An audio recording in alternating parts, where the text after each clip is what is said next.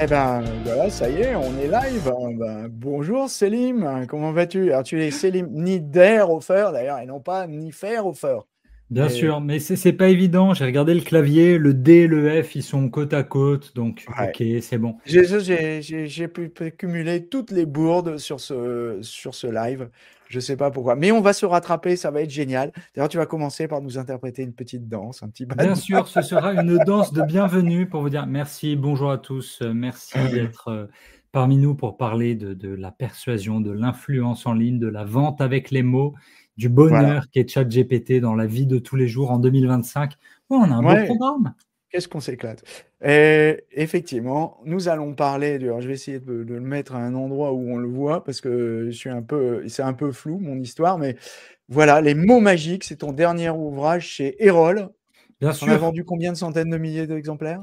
des millions, tu rigoles, Des c'est millions vraiment, d'exemplaires. vraiment pas Ah, assez, vraiment pas. bah voilà. Non, écoute, alors là pour le coup, je ne sais pas encore complètement Mmh. combien il y en a combien il y en a sur les mots magiques.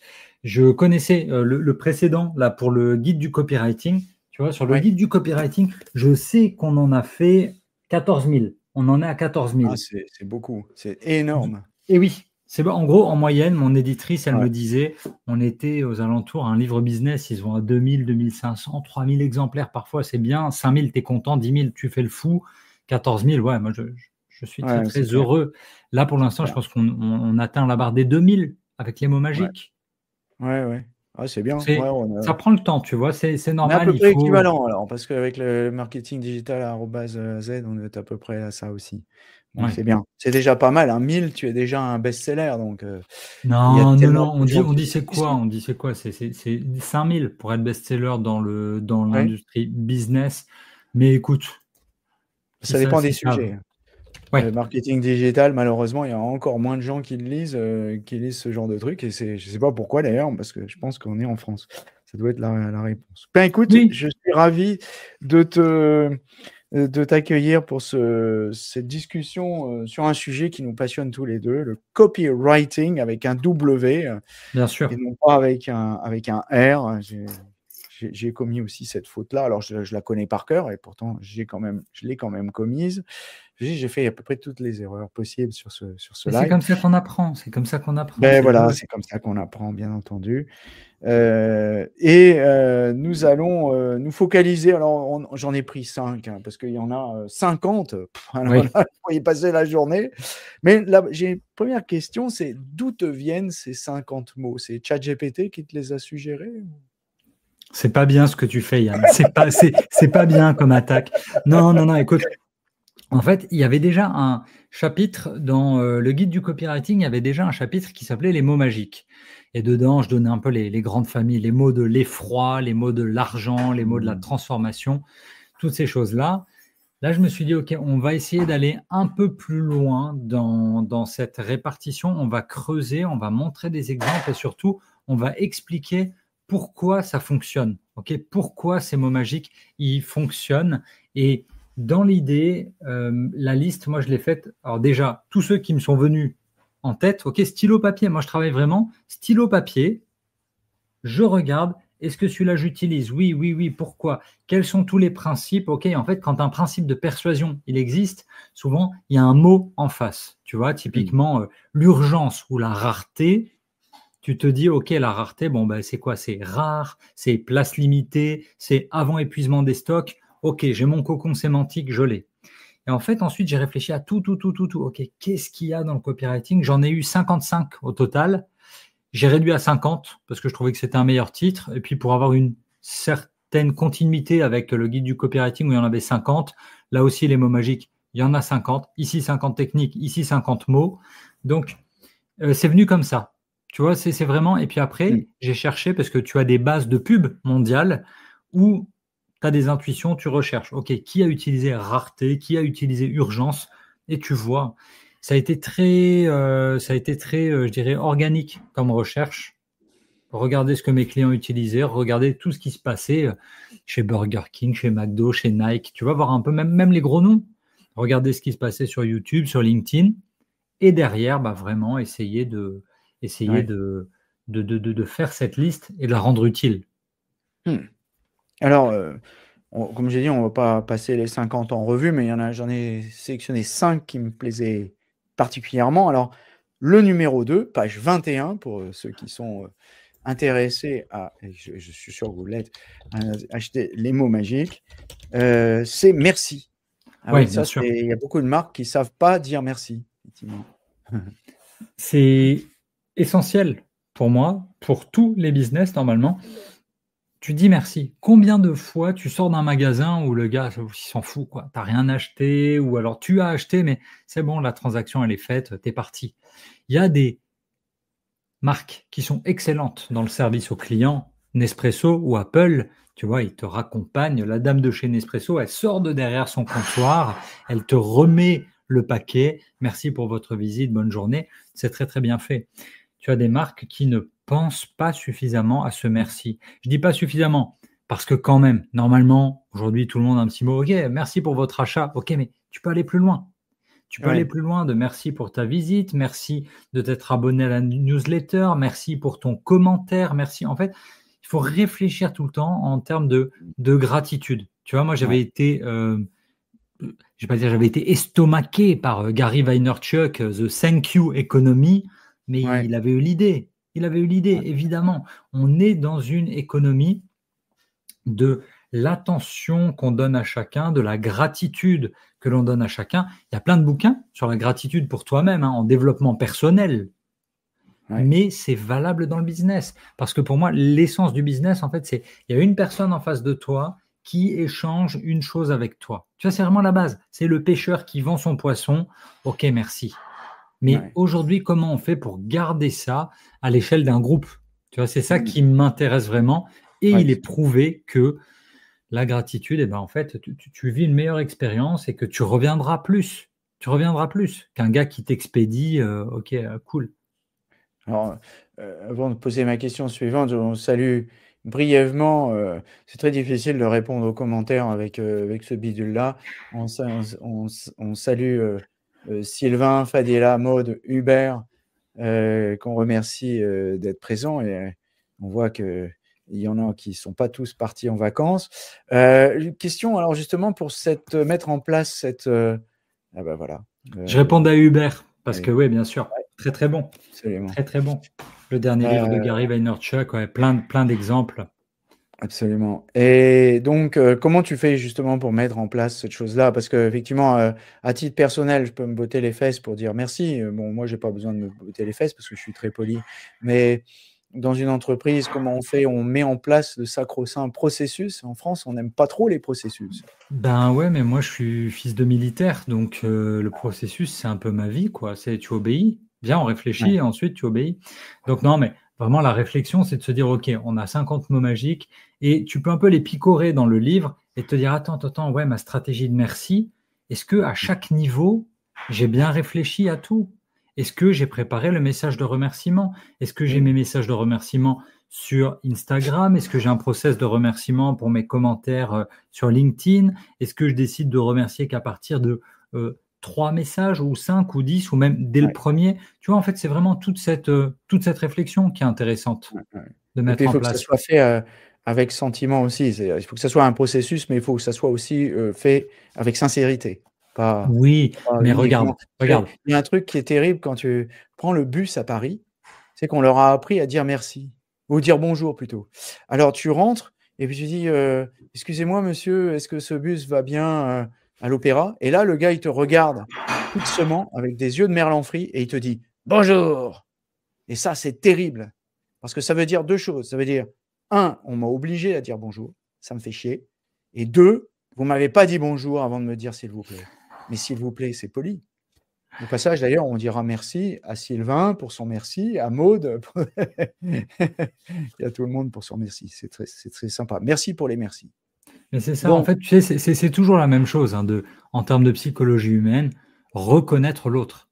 J'ai ouais, un autre en face de moi, tu es là, tu existes. Je te ouais, remarque, je te reconnais, je te remercie pour les actions que tu as faites pour moi et maintenant, voilà, je vais te répondre et je vais t'aider. Mais tu sais, par rapport à la démarche de sincérité, bon, regarde, quand je reçois mon trophée YouTube des 100 000 abonnés pour Oui, la chaîne, avec un petit mot imprimé sur du joli papier avec une fausse signature manuscrite de la DG de l'époque, et elle est où la sincérité? Mais ça fait quand même plaisir, parce qu'il y a eu une ouais. réflexion à un moment. Mais tu te doutes bien qu'elle s'en fout, tu vois. Et c'est pas grave, je prends quand même le bon sentiment, l'intention, je la trouve quand même très très chouette. Mmh.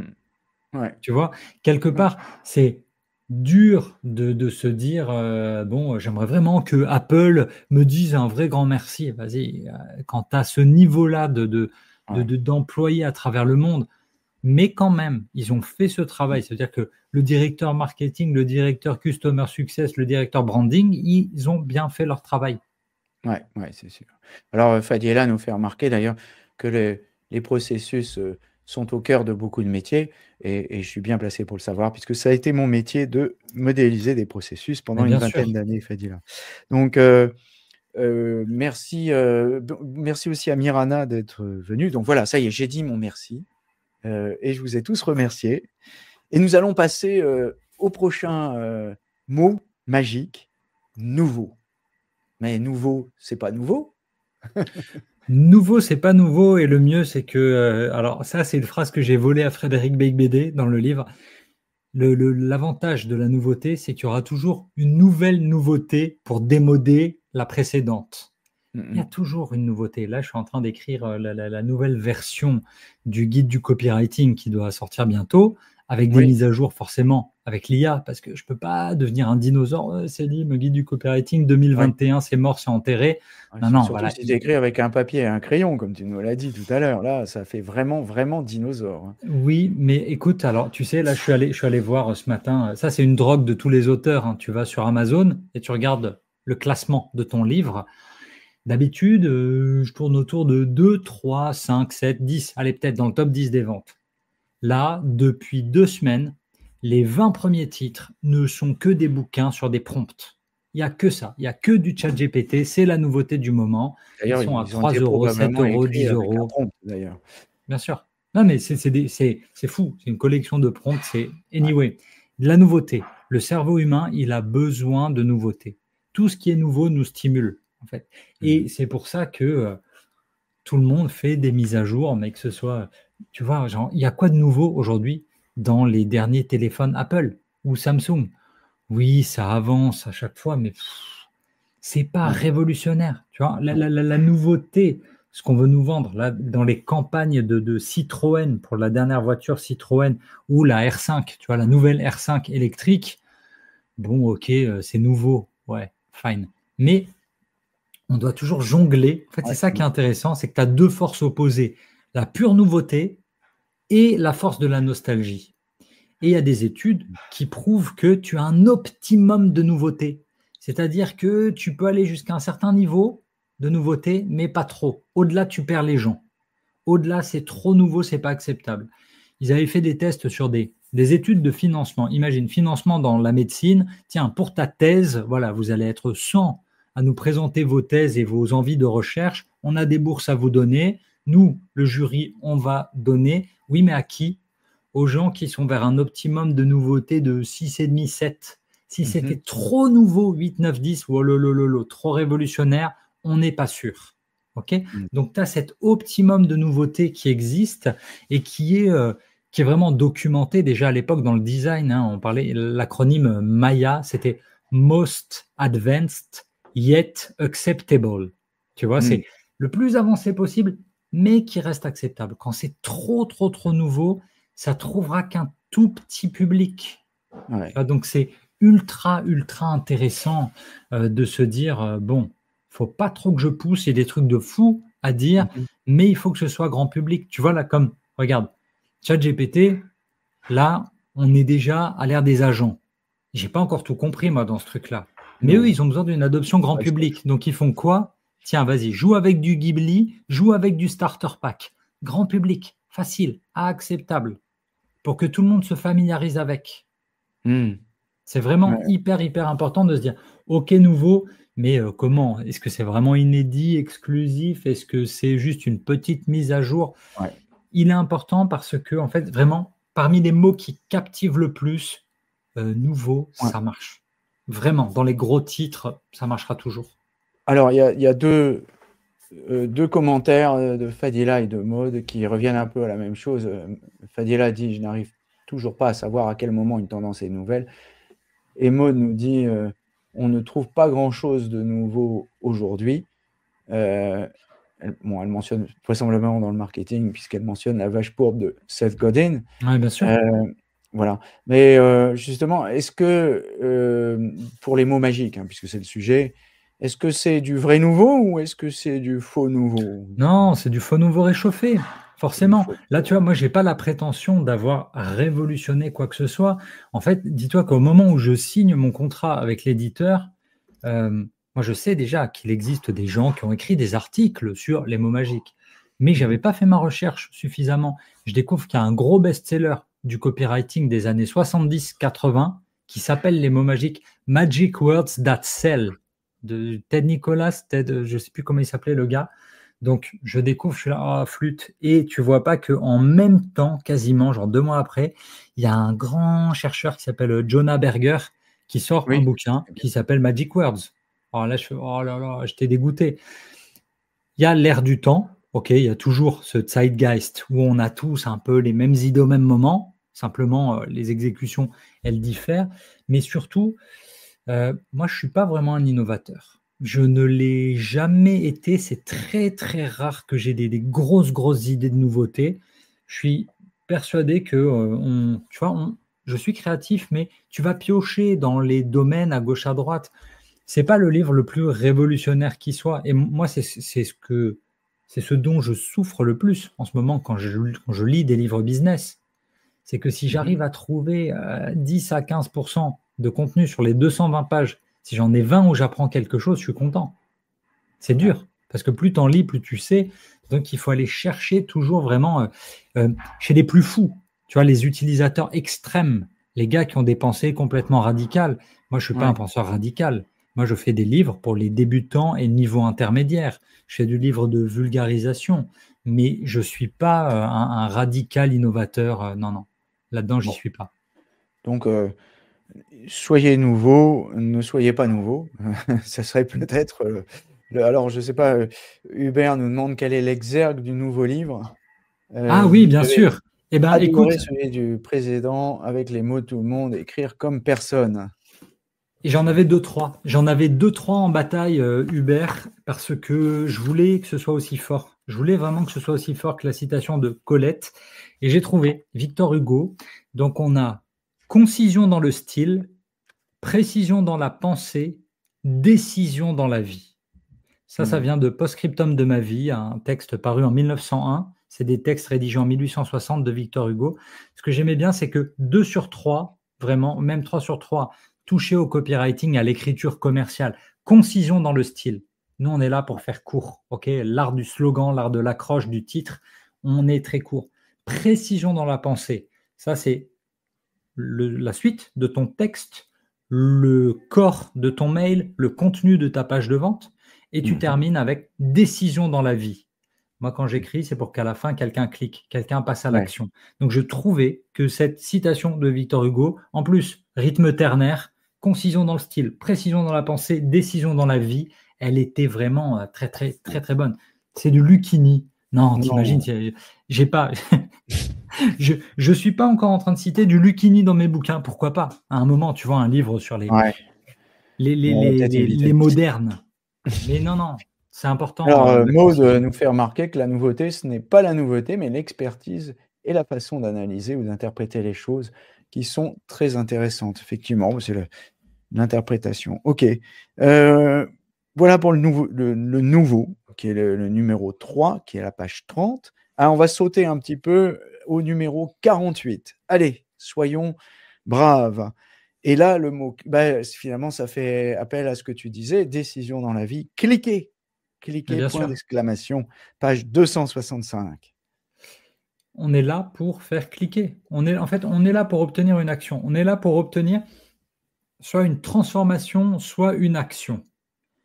grâce à nos mots. Transformation dans les idées, peut-être qu'on a transmis un nouveau message, peut-être qu'on a réussi à expliquer que c'est pas un coach sportif qui va t'aider à perdre du poids, mais en fait, c'est plutôt de manger correctement. C'est manger, bouger, 5 fruits et légumes par jour, tu vois. Comment est-ce que je vais faire pour rédiger? Avant de rédiger, attirer l'attention, vraiment attirer l'attention sur cette problématique, leur faire prendre conscience, et à la fin, je veux une action. Mais ton action, elle peut être variée, hein. Ça, c'est pour tous ceux qui pratiquent les ads, qui ont joué avec les ads sur LinkedIn ou sur Google ou sur Meta. Ce type de savoir plus, acheter maintenant, réserver ta place au webinaire, réserver ta place pour un concert, vous abonner, tu vois. On a toute cette variété, mettre au panier, ajouter au panier, toutes ces choses-là. L'idée, c'est vraiment de se dire, moi, je travaille à l'envers. Je travaille en partant de la fin, forcément, en partant de mon objectif. Je veux quoi? Je veux que mon lecteur fasse quoi? Je veux qu'il s'abonne à ma newsletter. Je veux qu'il s'abonne à mon profil LinkedIn. Je veux qu'il partage cet article avec quelqu'un. OK, je vais partir d'en bas et je vais remonter le fil pour que la conclusion soit logique. Mais j'écris pas gratuitement. J'écris pas par plaisir de l'écriture. J'ai fait ça. J'ai fait ça à mes débuts. Ah, trop bien, j'ai envie d'écrire là-dessus. J'y allais et ça me sert à quoi? Ah ben, je me suis fait plaisir. C'est pourtant une des directives principales de William Zinsser dans On Writing Well, que tu connais certainement, puisque c'est un des livres, sinon le livre de référence dans l'écriture non fictionnelle. Et il y a un moment, justement, il décrit, il dit, oui, on vous dit, il faut écrire pour les autres. Mais non, en fait, vous écrivez pour vous-même, parce que si vous arrivez à vous persuader vous-même que c'est intéressant, peut-être qu'il y a quelqu'un qui aura envie de le lire. C'est vrai. Non, mais ça joue aussi, tu sais, parce que à chaque fois que j'écris un bouquin, là, j'en suis au... Je pense que j'ai écrit une vingtaine d'e-books, j'en ai écrit 3-4 pour les autres, des coachs en développement personnel, des coachs en séduction, hommes ou femmes, tout ce que j'ai fait pour moi, plus les bouquins là. En fait, à chaque fois, je me fais plaisir en écrivant parce que ça me force à creuser. Tu vois, ça me force vraiment à creuser le sujet parce que j'aime pas être pris à défaut. J'aime bien couvrir un peu de manière extensive, genre le problème de l'expert. J'ai envie que ce soit bon pour tout le monde, mais en même temps, le rendre accessible. Et le problème, c'est qu'à chaque fois que tu rentres dans la recherche, tu ouvres une porte, mais en fait, il y a 3 portes derrière. Tu lis un bouquin pour devenir meilleur, mais il y a 4 références d'autres bouquins dedans. Tu vois, tu parles de On Writing Well. Je l'ai découvert, celui-ci, en lisant Mémoire d'un métier de Stephen King, dans lequel il en parle. Tu vois, et il citait peut-être 2 ou 3 autres bouquins, et ça m'a forcé à les... Enfin, ça m'a forcé, personne ne m'a forcé, mais je les ai achetés aussi. Et c'est ça que j'aime vraiment beaucoup, c'est toute cette notion, waouh, moi je me fais plaisir, ok, mais attends. N'oublie pas quand même, t'écris pas pour les 5 gars du marché francophone qui ont le même niveau que toi, t'écris pour tous ceux qui veulent progresser. Donc attends, réfléchis pour eux. Est-ce que, je vais encore me faire l'avocat du diable, vas-y, bien sûr. C'est pour alimenter la discussion. Est-ce qu'on n'a pas un peu trop souffert ces dernières années, ces dernières décennies même, d'un excès de clics? Cliquer, c'est bien, mais putaclic, ça commence à faire un petit peu trop, non? Alors, oui, toi et moi, on en a trop souffert. Tous les gens qui bossent dans le digital, qui en ont marre, tous les gens qui sont connectés là et qui passent une demi-heure, 1 heure par jour sur LinkedIn et qui ont envie juste de prendre LinkedIn et de l'éclater en deux. Tu vois, on va faire parce ça, que toi et moi, on a dû se rencontrer en 2010-2011, d'accord? Et on avait déjà ce jeu-là à l'époque sur Twitter et puis ensuite sur Instagram. Et on a vu, c'était l'époque des BuzzFeed et des titres putaclic quand j'étais au début chez Minute Buzz aussi. Tu vois, on a joué à tout ça. On a joué à tout ça. On a vu la presse se dégrader. On a vu effectivement tous ces excès de clics et tous les algorithmes. Mais en fait, moi, je me rassure toujours en disant je bosse pour un bon produit, pour une bonne entreprise. Je l'aide à faire des ventes pour des produits utiles. Tu vois, moi, j'écris pour des grands groupes. Quand j'écris pour Velux, quand ils vendent leurs fenêtres de toit ou les stores extérieurs qui protègent ces fenêtres, je me dis oui, là, je fais du bon travail, du travail utile parce que le propriétaire d'une maison, et là, je ne vais pas forcément chercher le titre putaclic, tu vois. Je réfléchis quand même, je veux que ça clique parce que je suis évalué à mon taux d'ouverture. Mais Je suis pas obligé d'être aussi hardcore que certains peuvent l'être. Hier, j'ai vu un post sur LinkedIn d'une dame qui disait « Oh là là, je suis pas aussi virale sur LinkedIn, j'ai jamais eu une viralité à 1 million. » Et la photo, c'était un selfie où elle cachait un peu sa tête. Et le message, c'était quoi? C'était juste son corps. Il n'y avait pas de fond. Il y a toujours des gens qui vont aller dans l'excès dans la communication, dans le côté putaclic, dans le côté je veux des trolls, je veux des haters, donnez-moi de la visibilité. Moi, je ne peux pas être là-dedans, je ne joue pas à ça. D'ailleurs, on remarquera que nos commentateurs ont arrêté de commenter sur ce sujet du clic. Peut-être que c'est tous des experts du digital fatigués. Alors, le 4e mot que j'ai sélectionné, voilà, c'est le mot leader. Un mot qui est un peu teinté, hein, surtout quand on connaît sa traduction allemande. Numéro 23, page 125, avec le visuel du monopole personnel qui m'a particulièrement plu. Alors, je vais le chercher parce que je ne me souviens plus depuis que j'ai écrit ça. Page 125, je vous le montre. Alors, donc, leader, qu'est-ce que tu nous inspires là? Écoute, le leader, vraiment, là, pour le coup, ce mot magique, c'est vraiment l'idée d'être numéro 1. C'est un vrai argument. Tous ceux qui sont numéro 1 le mettent en avant. Là, SFR, je l'ai vu en campagne d'affichage dans les rues avec ceci est une publicité comparative. Voilà, donc là, tu as à gauche un cercle avec vos expériences et compétences. Deuxième cercle, vos centres d'intérêt et vos passions. Et dernier cercle, votre personnalité. Et au centre, mais la flèche, elle vise pas super bien le centre, j'ai l'impression. C'est rigolo. Enfin, si, elle est au centre. Votre monopole personnel. Vous êtes à la croisée de ce trio. Vous êtes vraiment unique. Et aujourd'hui, surtout dans l'univers des solopreneurs, on parle de ça. Ouais, youpi, je suis le leader de cette niche ultra nichée je suis un copywriter qui connaît aussi bien l'univers de la musique que le cinéma, que le lifestyle, que tout ça. Tu vois, je peux me nicher vraiment en disant, vous avez besoin de moi sur un copywriter luxe, je suis là pour vous. Parce que c'est là la croisée de tous mes cercles. Ok, c'est chouette. Parfois, je trouve que ça va un peu loin. Tu es leader de micro-niche. Est-ce que ça va vraiment te rapporter? C'est simplement une autre manière de dire le positionnement. Tu vois, leader, autrefois, quand j'ai commencé mes études en marketing à l'époque, c'était quoi, 2003, le bouquin de référence, c'était l'océan bleu. Tu vois, genre, arrêtez d'être dans des océans rouges. Partez, créez votre océan bleu. C'est pareil, ça veut dire la même chose. Tu crées ton propre marché, tu crées ta propre offre. Et le leader, quelque part, alors là, c'est vraiment de la psychologie humaine. Encore une fois, l'être humain a besoin de suivre. Okay, l'être humain, dans De la servitude, il en parle, on aime être, c'est moche, hein, mais on aime être des esclaves, on a peur de notre liberté, on a besoin de suivre quelqu'un. Le leader, il te dit, je suis numéro 1, je suis Orange, leader sur la téléphonie, vas-y, viens, c'est bon. Et là, tu as quelque chose de rassurant parce que s'il est numéro 1, c'est le poids du nombre, c'est la qualité. Il y a tout ce qui est implicite dans le fait numéro 1 du marché, leader. Quand tu as Boursorama qui communique depuis 14 ans sur ouais, toujours leader, tu vois, voilà. Ils n'écrivent pas toujours leader, hein, mais ils ont beaucoup plus de créativité chez Buzzman pour dire ces choses-là. Et ils le font très très bien. Mais quand tu es leader, il faut le faire savoir. J'ai eu des clients, j'anime, tu vois, je vais dans les boîtes pour faire de la formation en copywriting. Et j'ai eu des clients qui m'ont dit, ouais, mais exactement ce que tu m'as dit avant pour le clic. Ouais, mais tu penses pas qu'on est fatigué d'entendre numéro 1, leader sur son marché et tout? Moi, je lui dis non, non, non, pas du tout. Et là, il y a son boss qui prend la parole et son boss qui dit en fait, non, on a fait des vraies études et on a remarqué que depuis qu'on ne le dit plus, qu'on est leader, notre concurrent s'est positionné sur leader sur une petite partie, ils reprennent plus de parts de marché. C'est important de dire tous ces labels, tous ces classements, c'est important de le dire. Et c'est pour ça, tu vois, encore une fois, je reviens dinosaure du passé, 2012.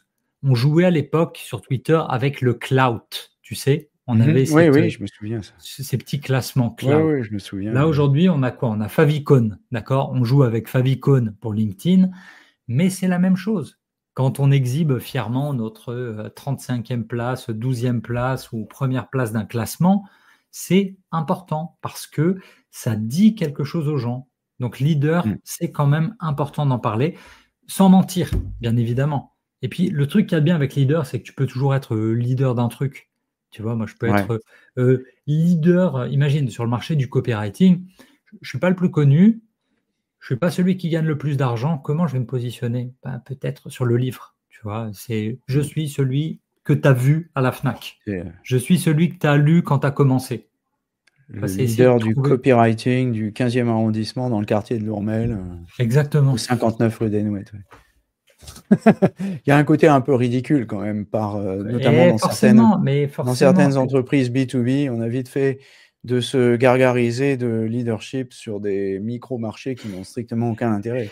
Et Écoute, donc, mais du le coup, pire, ça finit par avoir un effet contre-productif parce que mais on c'est est pas dit, leader de c'est pas rien, dit. quoi. Parce que toi et moi, on trouve ça ridicule. Et tu as Ouais. effectivement des personnes qui vont trouver ça ridicule. Moi, quand je parle à mes potes qui sont pas dans le LinkedIn game, tu vois, qui publient pas tous les jours, mais ils jettent un œil. Ils me disent, mais j'en peux plus. En parlant de potes à nous, on a grandi avec eux, on a fait nos études avec eux, mais il n'arrête pas de se mettre en avant. J'en peux plus, il me saoule avec tous ces trucs, tu vois. T'as des gens qui vont mal le percevoir, effectivement. Mais moi, j'ai fait des entretiens à l'époque. On est en 2007. Je cherche un job. Moi, à la base, je suis acheteur, tu vois, acheteur industriel. Ouais. Et je démissionne de mon premier CDI. Je cherche un autre job juste derrière. Je vais passer un entretien chez des gens qui sont 9e mondiaux dans la production je sais plus, c'était des engrais ou des croquettes pour chiens. Enfin, un truc qui m'intéressait pas, quoi. Mais ils étaient super fiers. On est 9e sur ce marché. Tu vois, wow. Genre, il me le vend comme s'il était leader. Tu vois, c'était vraiment important, alors qu'il était leader à la traîne quand même. Hein. C'est pas fou. C'est important. C'est un vrai argument de Ah, poids. Et même si ouais. nous, ça nous angoisse, ou en fait, le truc, c'est qu'il faut toujours se dire, tu as toujours le leader et tu as les autres. Les challengers, ils sont obligés de communiquer différemment. Le leader, il doit assumer sa position de leader. Et derrière, Free, il va assumer sa position de trublion, de pirate. Mhm. Tu vois? Mais le leader, il est obligé d'exister. Ouais. Notre ami Hubert nous signale un livre que n'ayant pas lu, je ne peux commenter. Don't Make Me Think de Steve Krug. All right. Ça te parle? Je n'ai Bon. pas lu ça, mais je Bon, le ben, on va lirai avec l'acheter, grand Hubert, on va plaisir. l'acheter. Voilà. Et on va terminer sur ces 5 mots, parce que après j'ai plein d'autres questions. Le 5e mot que j'ai retenu, c'est celui qui est le numéro 12, mais qui surtout qu'on retrouve à la conclusion. Et je te lis le mot magique que je retiens de ces expériences, nous dis-tu dans ta conclusion, c'est ensemble. Ensemble, ça n'a Ouais. rien à voir avec de la politique. Non. Non, mais oui. Non, mais oui.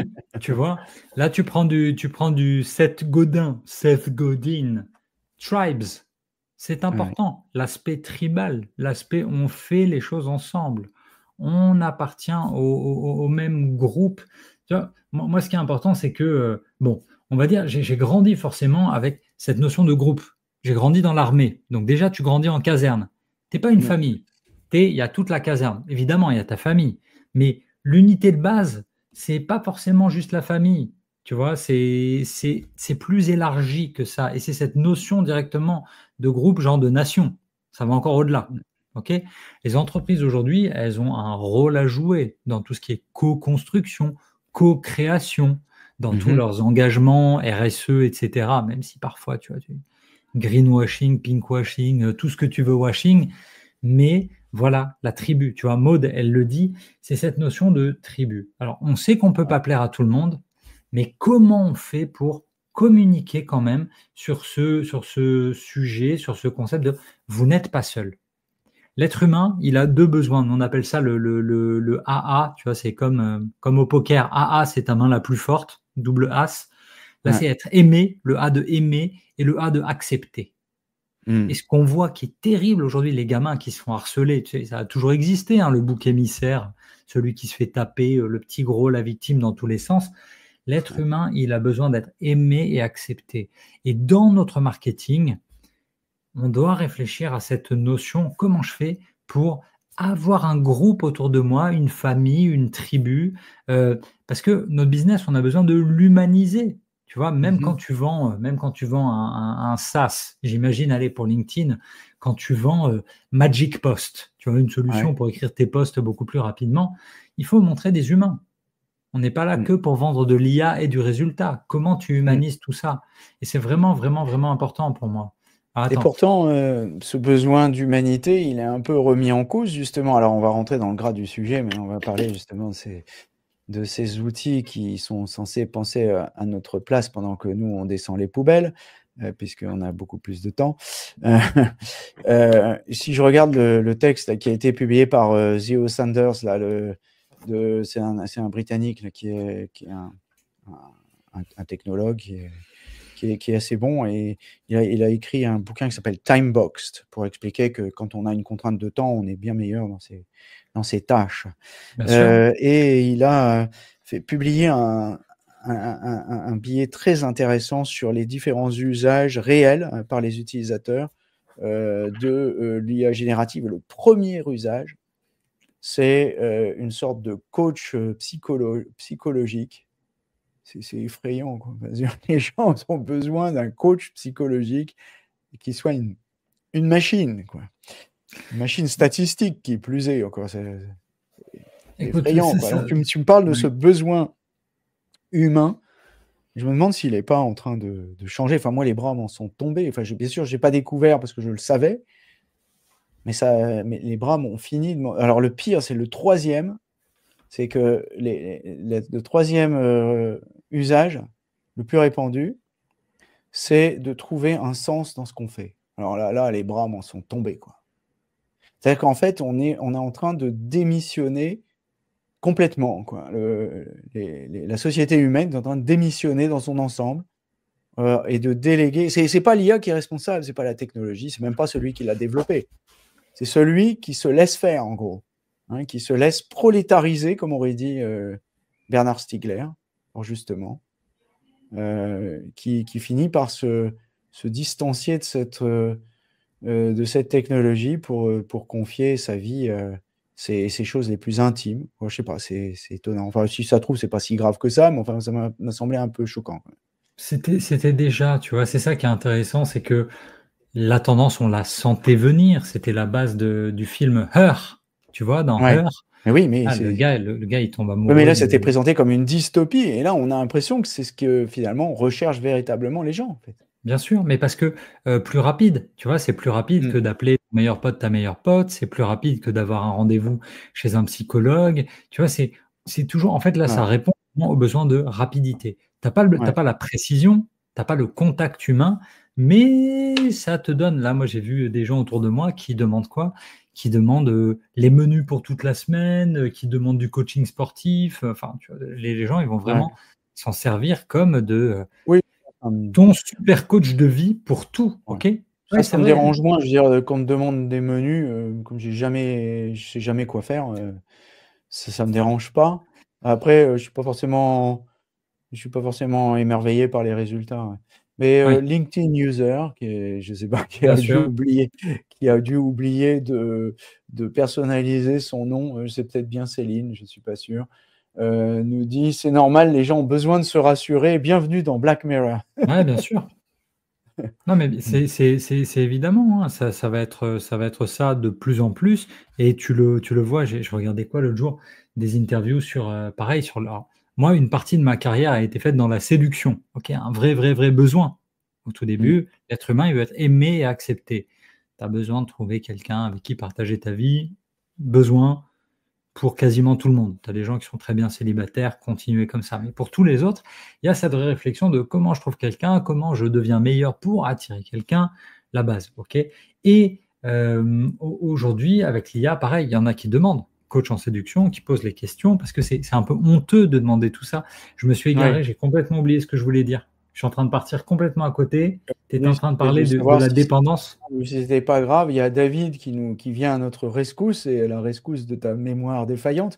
On peut demander, nous dit-il, sans être tributaire forcément. Il a pas forcément tort d'ailleurs, effectivement. Oui, On bien peut sûr. pas c'est peut-être pas grave en fait. C'est simplement, puis peut-être il y a des gens qui veulent essayer, voir si finalement il y a peut-être des machines qui écoutent mieux que les hommes, ce qui est peut-être pas difficile non plus, hein, Bien sûr, finalement.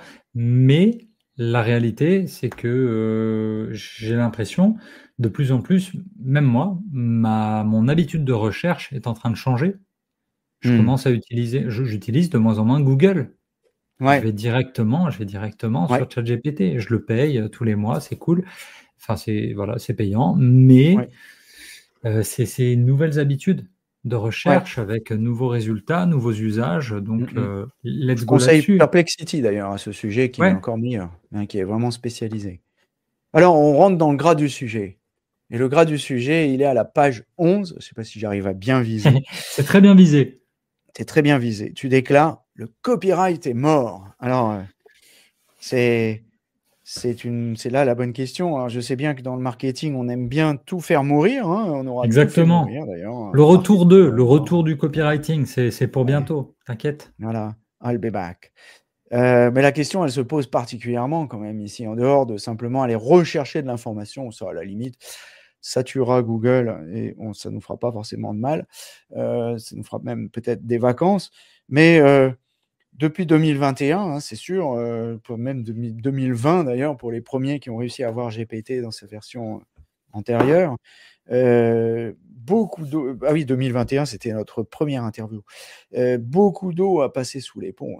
Là quand même, entre le copywriting avec un W à la grand-papa, même avec son beau crayon, son beau stylo Mont Blanc et son beau papier, et ce qu'on a aujourd'hui, là, on est parti quelque chose d'assez stratosphérique. Est-ce qu'on a vraiment encore besoin du copywriting? Parce que s'il y a bien une chose que savent faire ces machines stupides, c'est bien rephraser. Je dois avouer, des fois, c'est vraiment très, très, très bluffant, quoi. Bien Elles sûr, ne savent pas compter, mais ce qui est quand même étonnant pour un ordinateur, mais elles savent écrire. Quand même, on nous a retiré une partie de notre humanité. C'est Yuval Harari qui dit ça. Il dit d'ailleurs dans une sorte comment dire, d'anthropomorphisme à l'envers. Il nous dit le langage est le système d'exploitation des humains. C'est quand même assez étonnant comme phrase. Mais bon, bien sûr. mais il n'a pas tort, c'est vrai, c'est notre système d'exploitation. Il a raison. On nous a privés de notre système d'exploitation. On est en train de nous enlever notre colonne vertébrale. Là, c'est terrible ce truc. Ouais, bien sûr. Non. Tu vois, il y a Sylvain dans le chat qui dit 67% des médias fiables refusent de nourrir les IA Oui, génératives. oui, Oui, mais bon, je veux dire derrière, est-ce que ça empêche quand même pas les IA mm, d'aller se servir? Tu vois, ils vont se ouais, servir et puis il reste 33%. ouais, Ils progressent. Toutes les IA elles vont progresser. Par rapport à notre job, moi, je vois un changement dans les demandes. Ça a commencé, tu mm, vois, alors vraiment grand public, c'était pour moi novembre 2022. À partir du mhm, moment octobre, novembre 2022, là où tout le monde a vraiment pu se lancer dessus. ouais, Maintenant, quand je débarque dans une salle de formation, tu en as toujours un ou deux qui touchent déjà un petit peu l'outil. Il ouais, y a 2 ans, c'était beaucoup moins. Là, ouais, maintenant, les rédacteurs commencent, en entreprise, hein, je parle bien de tous les salariés, tous les ouais, aussi. collaborateurs que je forme, ils commencent quand même à toucher un petit peu. Mais dans ce cas-là, en fait, la réflexion, elle va remonter d'un cran. Vous allez pouvoir Ouais, produire du contenu rapidement, oui. Mais votre travail derrière, ça va être un, vérifier. Et deux, ça va être de ouais, savoir quand même bien demander. Et pour savoir bien demander, ouais, il va falloir réfléchir à un niveau plus stratégique. mm, Tu veux produire tout ça, ça, ça, ça, ça. OK, mais pourquoi?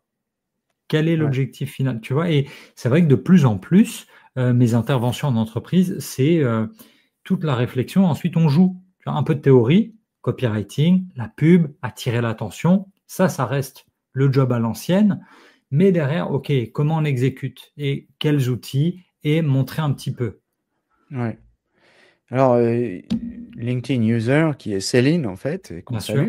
salue, Céline nous dit, mais ok, ça écrit tout seul, mais le résultat, c'est la fonte du cerveau. Ça me rappelle un peu Nicholas Carr, Is Google Oui, Making Us merveilleuse Stupid? référence.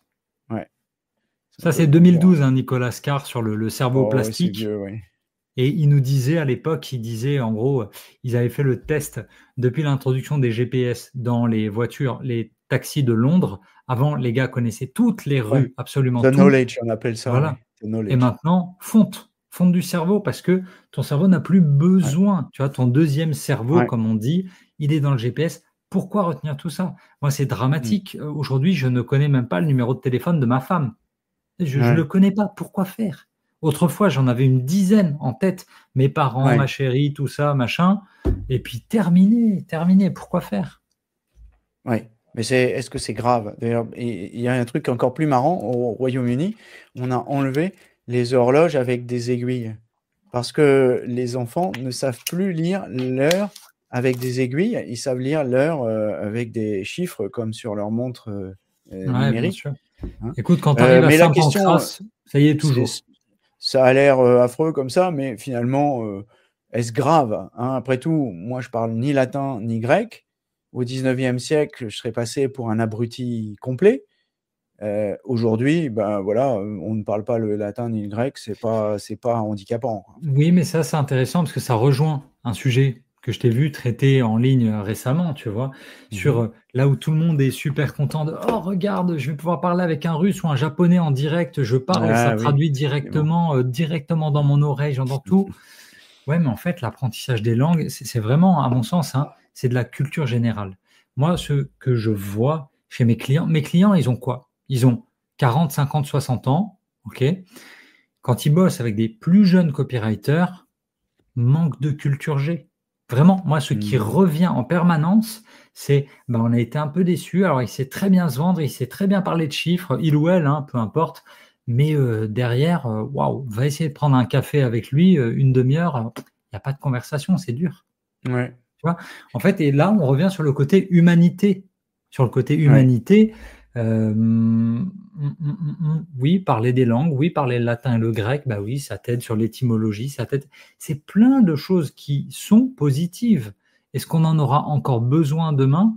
Ça, c'est la vraie question. En fait, c'est est-ce qu'on en a besoin? Ben non, mmh, on n'en a pas besoin. Mais c'est quand même vachement plus intéressant. Moi, je préfère discuter avec tu vois, j'avais eu dans mon entourage une dame qui avait 65 ans et qui était en train de réapprendre le latin et c'était fou. C'était fou pour le plaisir en fait de la culture, de ouais, mmh, l'humanité. Donc ouais, mmh, c'est sûr. Alors, attends, Alexandre, il dit: «Ça dégage beaucoup de temps, le temps c'est ouais, la vie, plus de vie pour autre chose, pour lire et pour apprendre». Mais attends, regarde. Tu vois, Alexandre, merci d'être là, c'est cool de te voir. Le truc qui se passe, moi, c'est j'ai eu 2 personnes qui m'ont fait ça dans ma vie, qui m'ont fait un peu remettre en question, mais j'arrive pas à changer.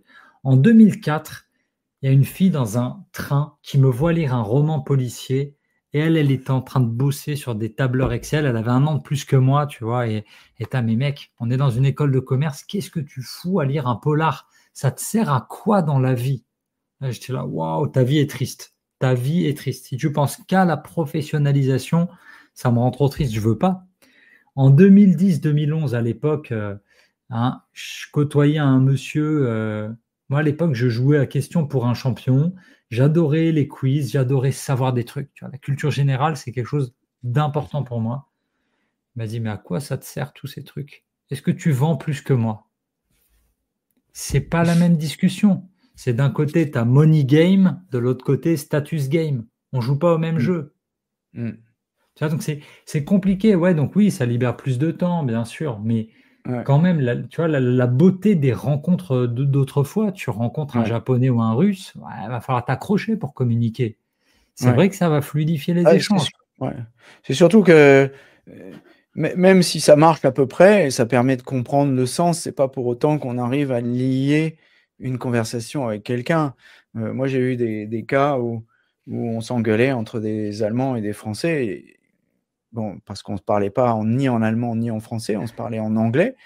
Bon, moi, je le parle plutôt bien, mais il y a des gens qui le parlent plutôt pas bien et surtout qui le parlent, avec une autre culture Bien sûr. et c'est ce que j'ai remarqué, c'est quand on se parlait en anglais, on se comprenait pas. Puis à un moment, j'ai pris l'initiative, j'ai parlé en allemand et d'un seul coup, on s'est mis à discuter autour de la table. J'avais rien dit de plus, j'ai même rien dit j'ai surtout pas rien dit de plus parce que mon allemand est un peu rudimentaire, mais en fait, j'avais fait plus de progrès avec mon allemand rudimentaire qu'avec mon anglais élaboré. Parce qu'à la limite, plus il est élaboré et plus moins il le comprend. Ouais, Donc en fait, c'est pas une bonne idée. Ensuite, Oui, l'IA est fantastique, mais les traducteurs, je me refaisais cette réflexion en ce moment parce que là, j'ai traduit 3-4 articles à la queue leu. Et notamment, j'ai retraduit un guide sur le prompting, justement, qui a été fait par Ok. mon ami Frédéric Cavazza, que je vous conseille de télécharger, là, que j'ai mis en ligne aujourd'hui. Et quand j'ai C'est-à-dire, traduit tu l'as traduit de français à français parce qu'il me paraît très français, Fred. je l'ai traduit de français à anglais. Ok. Et quand je l'ai traduit en anglais, j'ai utilisé DeepL, je crois. Ouais. En fait, je n'ai strictement rien gardé. Rien. Ok. C'était C'était pas bon, quoi. mauvais de A à Z. Enfin, tout Ok. était mauvais, quoi. Tout était mauvais. C'était illisible, Ok. illisible. Alors Donc qu'aujourd'hui, ce n'était pas de l'anglais vernaculaire. C'était une sorte d'anglais administratif, style tableur, quoi. Voilà, aucun ouais. intérêt. C'est illisible. Personne Mm. n'aurait téléchargé ce truc-là, ni n'aurait regardé. Et moi, je voulais le partager avec mes élèves. Et donc, je voulais en être fier, quoi. Voilà. Bien Donc, sûr. il faut tout refaire. Et même à la limite, je me demande, pour pas répondre à Alexandre, effectivement, ça m'a dégagé du temps. Parce que j'ai fait la première passe de ma traduction. Quand on fait une traduction, on fait toujours une traduction en 2, 3, 4, 5 passes des fois. Hein, c'est classique, hein, parce que la première fois qu'on va traduire, on va se coller assez près au texte, mais la phrase va être un peu bancale, elle ne va pas être forcément très bonne. Bien sûr. On va fluidifier son texte au fur et à mesure. Est-ce que j'ai gagné du temps? Non. Je n'ai pas gagné du temps. À la fin, ça prend toujours à peu près le même temps. Ah, je me suis épargné une corvée qui est la corvée de la première traduction, c'est-à-dire qu'on arrive plus vite à un premier résultat. Mauvais. Oui. Mais le problème, Ah c'est ouais. quand je le fais moi-même, j'arrive un peu moins vite à un résultat meilleur. Et donc finalement, est-ce que je gagne à terme du temps? Non. Et d'ailleurs, il y a plein de gens qui commencent à poster sur ce sujet-là et qui, comme moi, ça fait très longtemps que j'ai écrit sur ces sujets-là aussi, que finalement, non, pour arriver à dire si on gagne du temps et si on gagne en productivité, eh bien, il va falloir du temps pour qu'on s'aperçoive et qu'on prenne du recul pour voir plusieurs choses. D'abord, la conformité du résultat par rapport à la demande.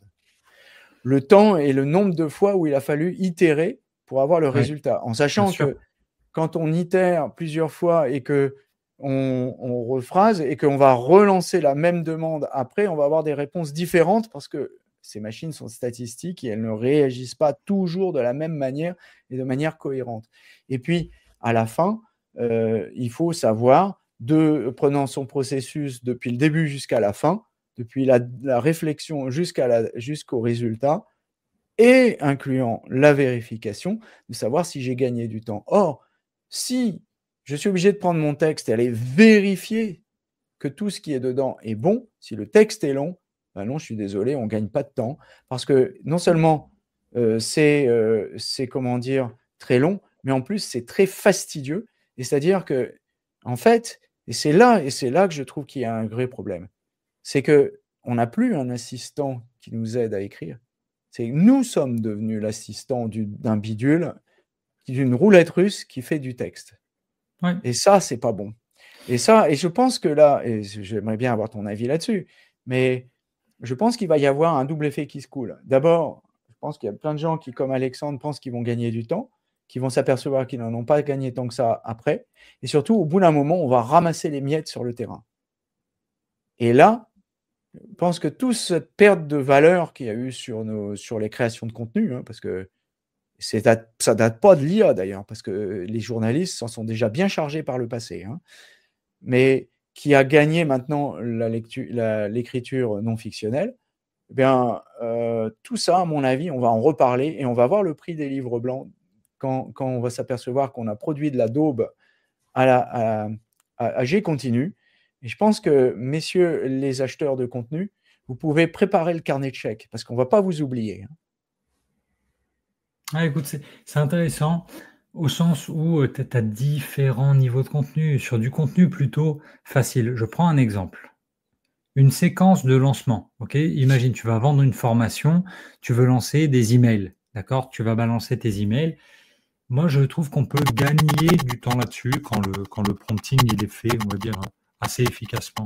Maintenant, sur de la traduction, est-ce que ça grésille chez toi aussi ou c'est que Oui, mon micro? Ouais, non, ça attends, grésille alors chez je moi rebranche. aussi. Ouais, ça a arrêté. Ouais. Non, là, on t'entend plus. On t'entend plus. Non, on Normalement, ça t'entend pas. Voilà, là, c'est on t'entend. bon? Ok. Oui. Il y a certains résultats qui peuvent être assez bons. Moi, ce que j'observe, c'est qu'il y a des boîtes qui avant déléguaient effectivement la traduction, qui désormais envoient la traduction DeepL. Ok, imagine, des Anglais qui t'envoient la traduction DeepL pour que toi, tu la remettes dans un français correct. Et là, on ne gagne pas vraiment de temps. Là, c'est pas super bon. Sur des fiches produits, on a eu le cas, là, nous, dans notre petit groupe de copywriters sur des fiches produits. Pareil, sur la traduction d'un livre. Sur la traduction d'un livre, je sais que tous les bouquins que j'ai traduits, généralement, je suis sur un rythme de 20 minutes par page, ok, pour le Mmh. premier jet. Là, tu peux aller plus vite. Tu peux aller plus vite, mais le résultat derrière, il faut quand même comparer, regarder.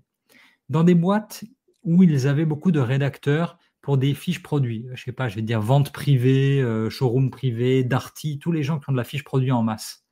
Ils avaient Mmh. peut-être des départements de 20-30 personnes, ok?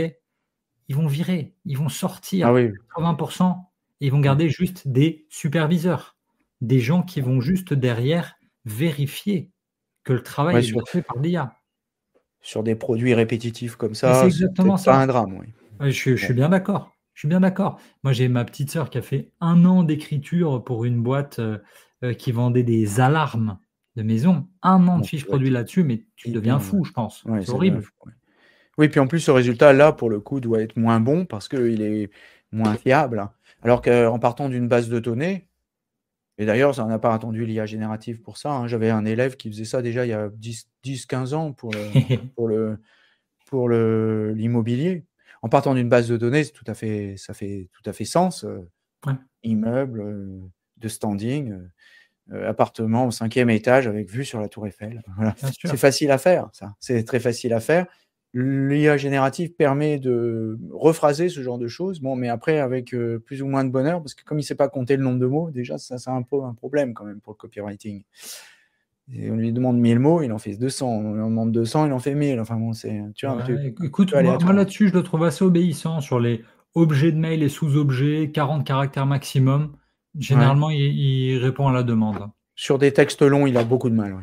Bien En sûr, ça, je général, suis il d'accord. est ouais, il a beaucoup de mal, mais en fait, je pense que c'est assez facile à expliquer. C'est simplement les tokens ne sont pas payés au prix où ils devraient parce que ils ont des prix, bon marché qui sont faits par les vendeurs de cloud, mais ils savent que ça va pas durer, donc ils restreignent un peu et donc ils ont un peu tendance à devenir fainéants. Bien sûr, ils sont pas plus fainéants qu'autre chose, mais c'est surtout qu'au bout d'un moment, on a tendance un peu à restreindre tes ardeurs. Ouais, Heu, ouais, bah, c'est un peu normal. ils vendront plus cher, hein. Ils vendront des Ouais, accès vraiment VIP où tu paieras 100 balles ouais, par mois ou plus. La question ouais, d'Uber, elle est drôle. ouais.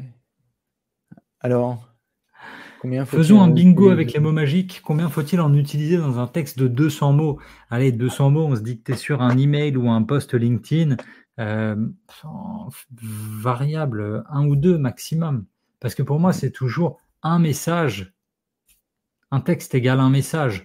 Donc, Ouais, c'est ça. je vais pas te mettre un texte où il y aura et de la nouveauté, et de l'urgence, et validé par tous tes pairs, et numéro un leader du marché. Tu vois, je ne vais pas tout mélanger. Ça, c'est peut-être une page de vente, à la limite, mais Ouais. elle va faire 2500, 5000 mots. Là, sur du 200 mots, vraiment, c'est Mmh. toujours un texte égale un message. Donc, je vais tourner autour de nouveau, inédit, jamais vu auparavant. Je vais peut-être avoir de la paraphrase, tu vois, de la Ouais, reformulation et du synonyme.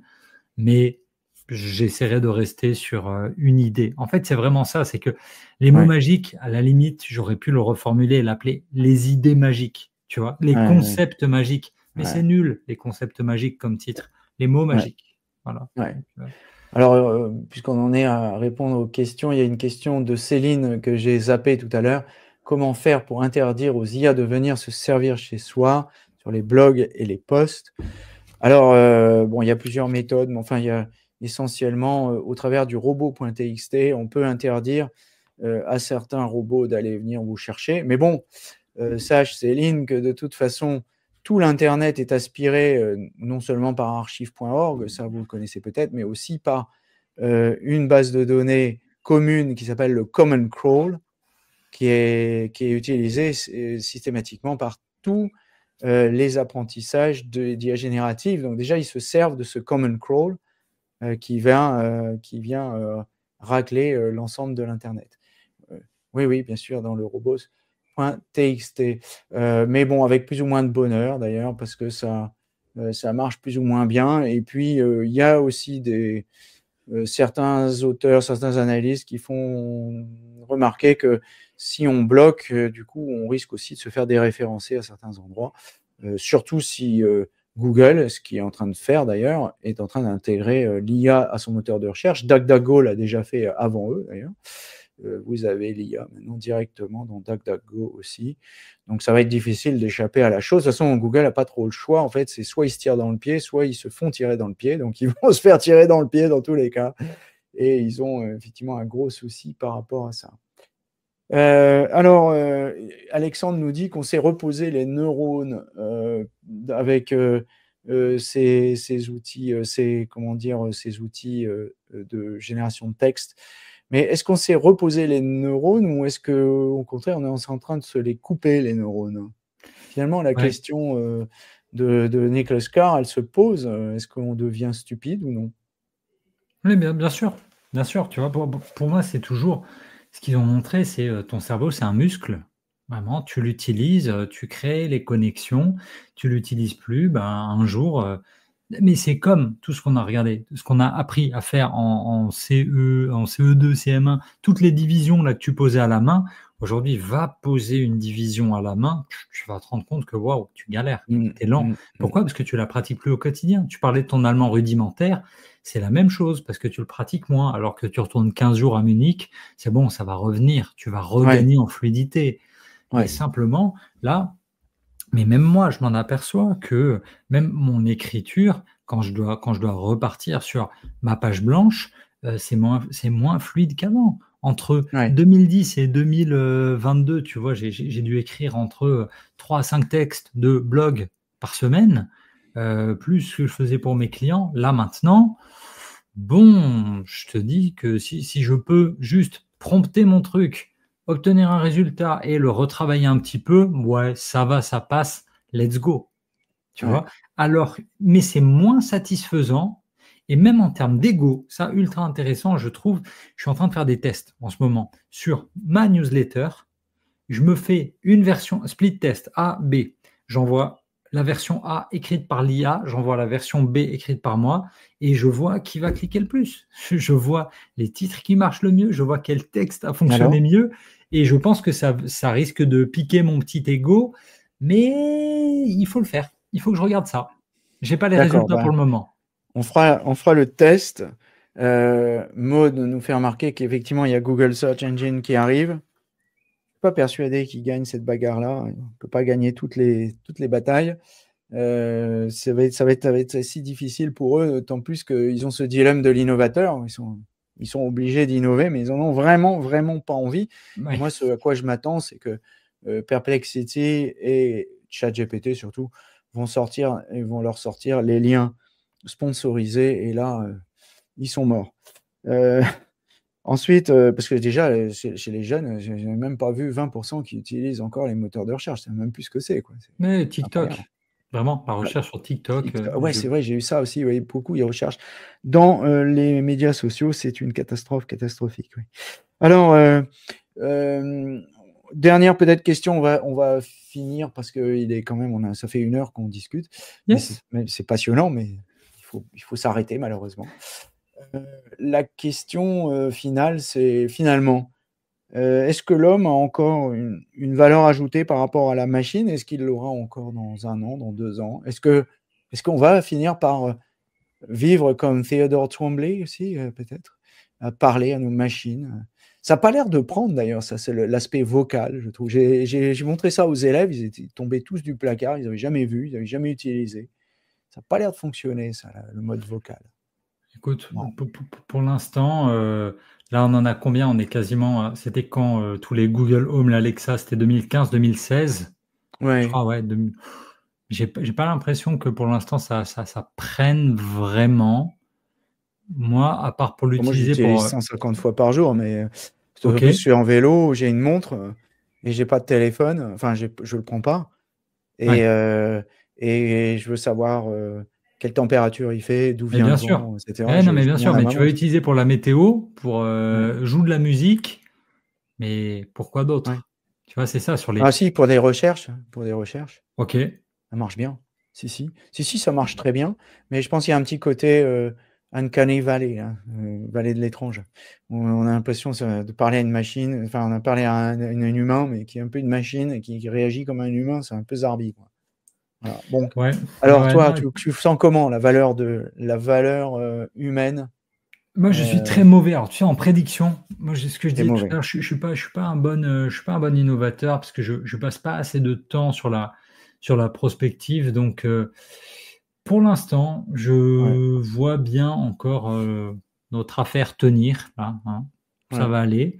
Le temps que, moi, je sens en fait que les entreprises vont se former de plus en plus, mais même celles que je vois se former, en fait, il y a toujours la question du niveau. Tu vois, il y a toujours la question, est-ce qu'ils sont suffisamment formés?